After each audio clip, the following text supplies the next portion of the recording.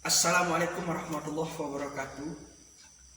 Baiklah, saya akan mempresentasikan proposal skripsi saya, yaitu judulnya Analisis Pemahaman Konsep Matematik Siswa dalam Belajar Matematika pada Masa Pandemik COVID-19 di SMP Negeri 3 Batu Sangkar.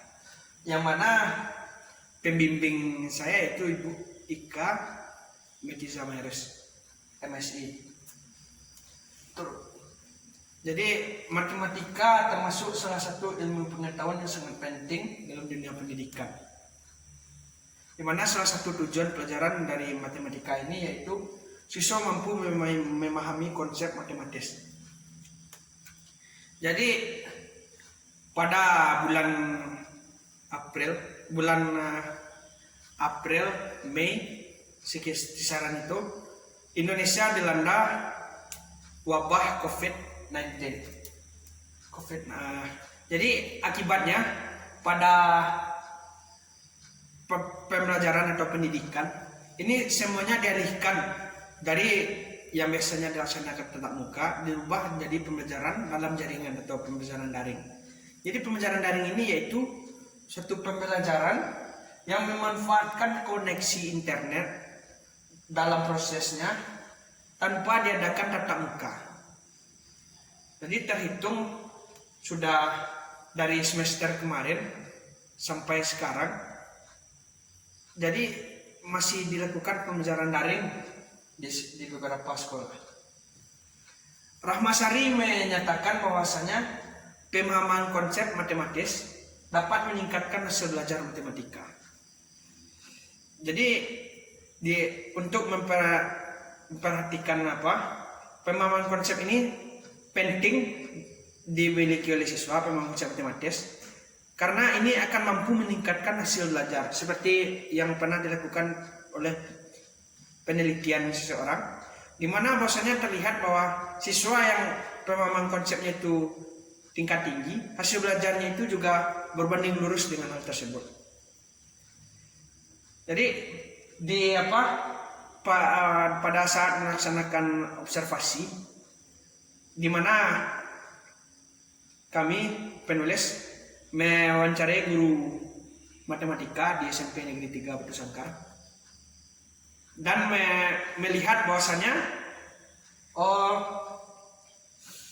nilai PTS dari siswa kelas 86 yang ambil pada saat itu.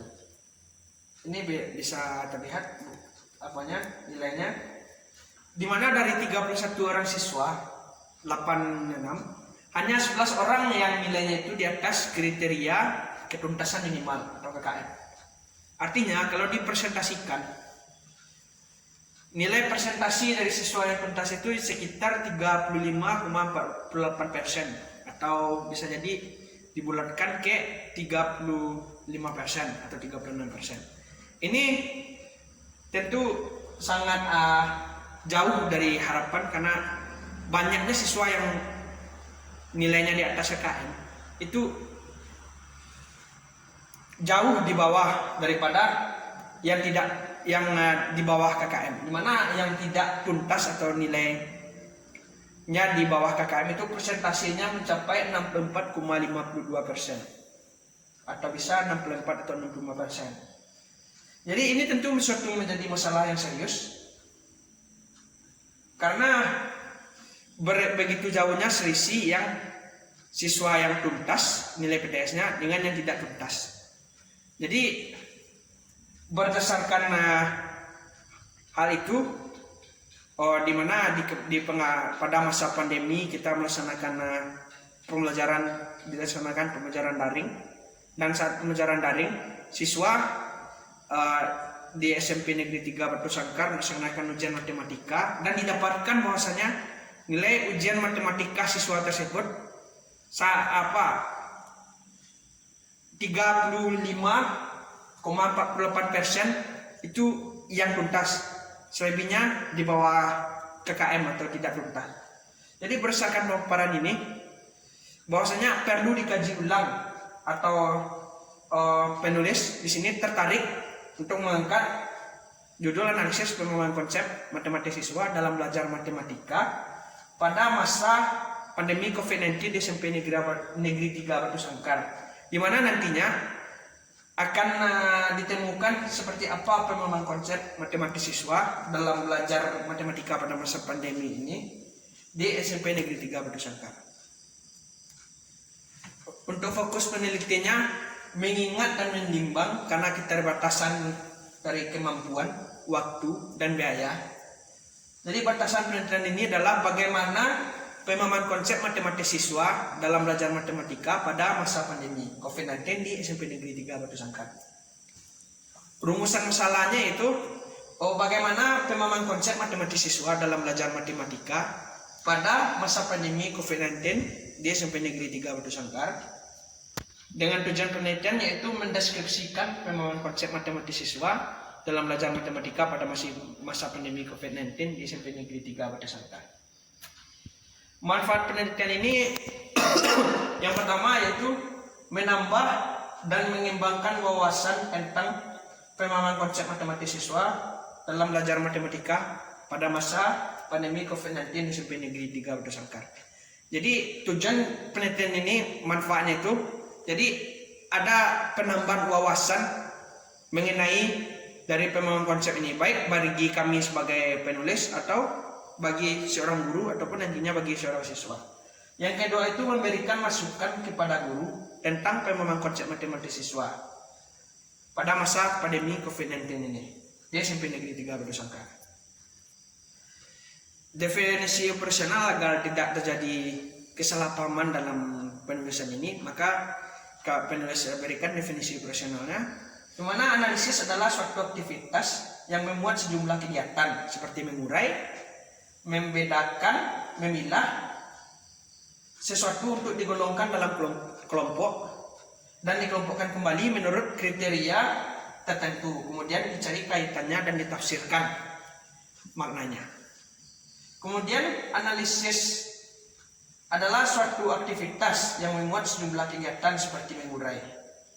Kemudian maksud indikator dari pemahaman konsep matematis ini adalah yang pertama, siswa mampu menyatakan ulang konsep, kemudian mengklasifikasikan objek-objek menurut sifat tertentu, memberi contoh dan bukan contoh, menyajikan konsep dalam berbagai bentuk representasi matematis, kemudian mengembangkan syarat perlu atau syarat cukup suatu konsep, menggunakan, memanfaatkan, dan memilih prosedur dan operasi tertentu, kemudian mengaplikasikan konsep atau algoritma pemecahan masalah.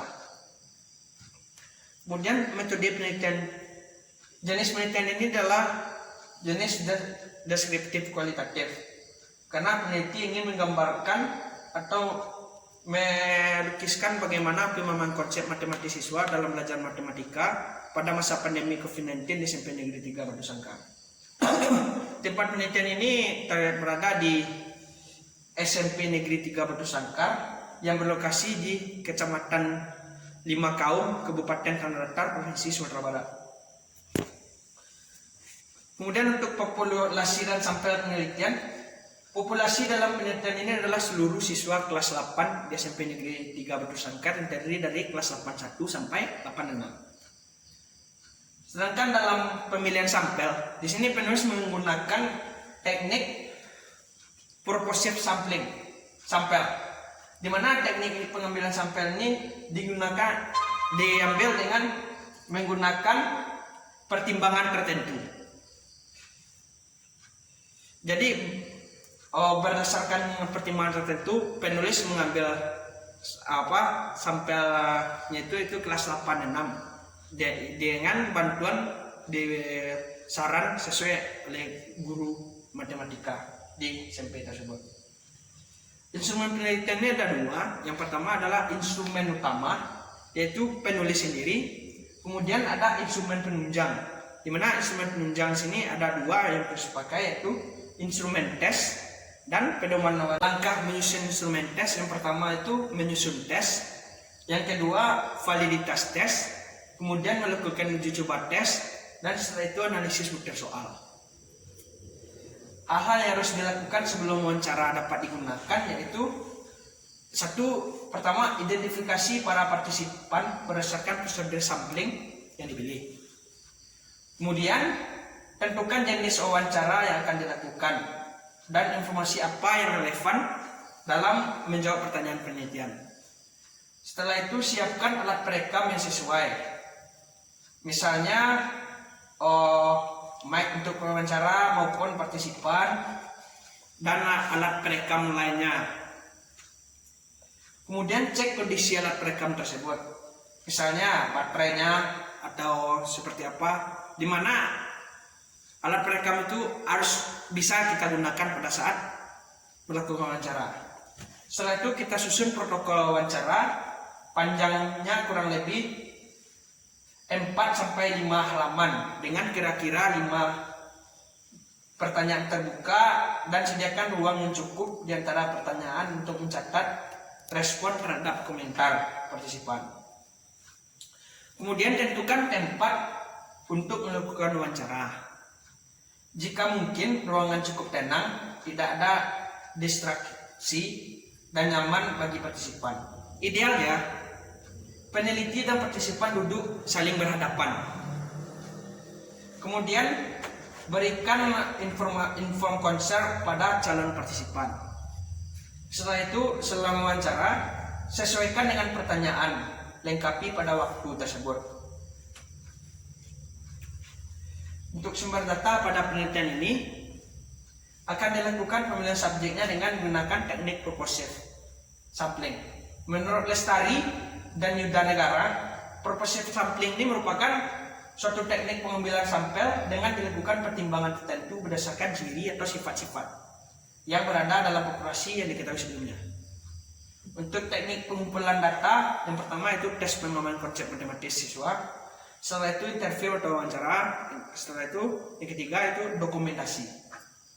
Prosedur penelitiannya itu ada tahap persiapan, tahap pelaksanaan, dan tahapan akhir. Teknik analisis datanya itu yang pertama reduksi data, yang kedua itu kita lakukan penyajian data, kemudian kita lakukan penarikan kesimpulan. Untuk teknik penjamin keabsahan dan data ini yang dilakukan, kita gunakan trimulasi teknik yang memandikan data hasil tertulis dan data hasil wawancara terhadap subjek, lembar, sampel, dan Twitter. Mungkin itu sekian presentasi yang dapat kami lakukan. Jika ada salah kata, mohon maaf. Assalamualaikum warahmatullahi wabarakatuh.